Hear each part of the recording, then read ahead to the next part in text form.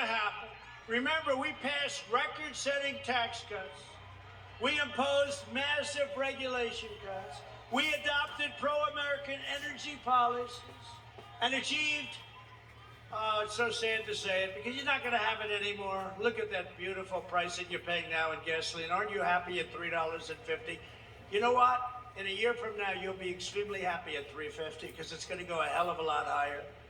187 to 350, but we had it done. American energy independence. I was so proud of that.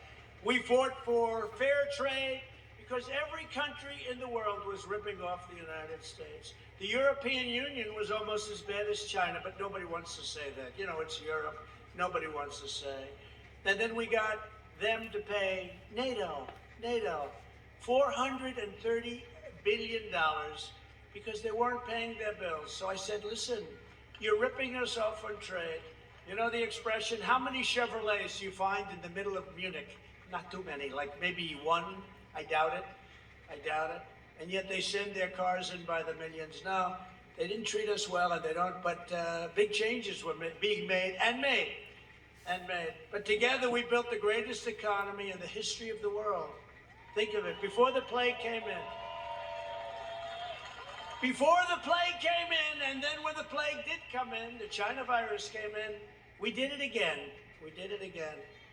And you have a great economy. If we didn't have the strong foundation, and the radical left used to look for any country. India at the time was doing pretty well. Look at how well India is doing. Oh, really? How well is India doing? They got a lot of problems.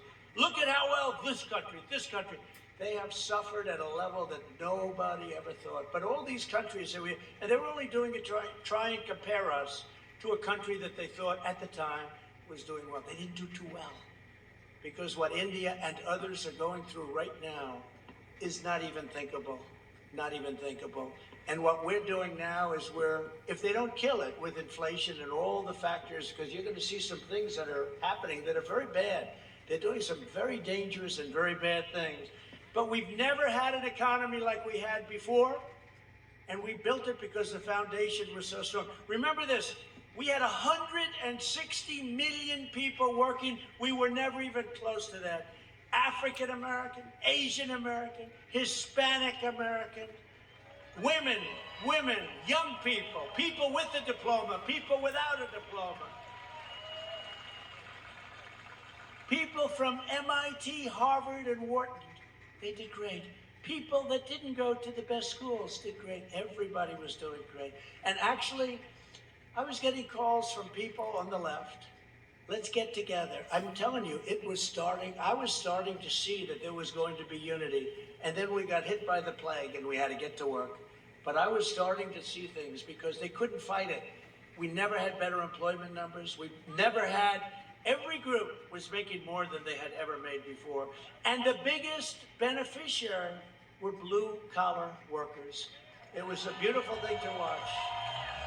And I'm telling you, had we not been hit by the plague, this country would be very unified. I really believe it. Can you believe that? And I'm never sure, I wouldn't have said that, but I was getting calls from people that you would not have believed, very friendly calls. They couldn't believe what was happening, and then we got hit. And we had to do it again, and we did it twice. We did it twice. During the pandemic, we produced 3 vaccines in record time. And remember, 3 to 5 years, they said. And they said, but it probably won't happen. I got it done in less than 9 months. What a difference, what a difference. And you have to have your freedom as to taking it and all of that, but what a difference, what a great thing. And that's for the world. Had we not had that, we wouldn't all be here tonight. We wouldn't be here. It would be a whole different world tonight. And I'm talking world, not just the United States. What we saved, I think we would have had another 1917 Spanish flu.